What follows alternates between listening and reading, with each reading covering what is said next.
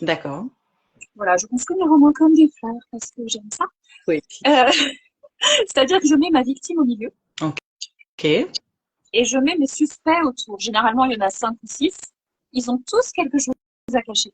Pas forcément quelque chose de gravissime, mais quelque chose qu'ils préfèrent ne pas voir dévoilé au grand jour et au monde entier. Donc, on va avoir donc chacun son secret et puis des liens entre eux Hmm. et avec la victime à chaque fois. Ok. Oui. Donc pareil, ça peut être des liens familiaux, ça peut être des liens de business, ça peut être des amitiés, des inimitiés, des vieilles querelles de famille. Il faut qu'il y ait des liens entre eux. Ouais. Et ça permet de tisser l'intrigue, les relations, parce que le COSI, ça fonctionne énormément, enfin, l'enquête fonctionne énormément avec des relations, en fait, dans le COSI. Par des... Oui. Pardon, je perds mon micro.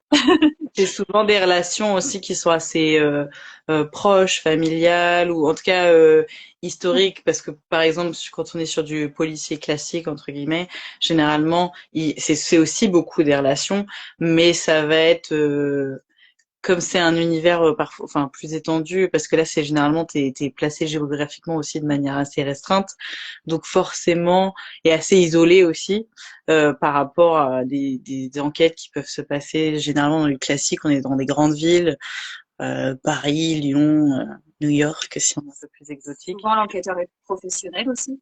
Souvent l'enquêteur est professionnel, exactement, ce qui est souvent pas trop le cas en Cosy Mystery, Pas c'est vu. plutôt Ouais, jamais. amateur.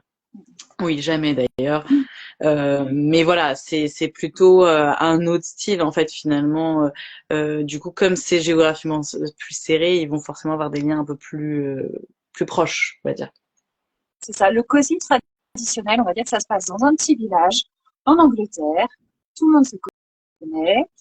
Les petites vieilles regardent par les rideaux et elles se sont rendues compte que le chat de Madame Machin avait eu une réaction bizarre en reniflant le cadavre du docteur Truc.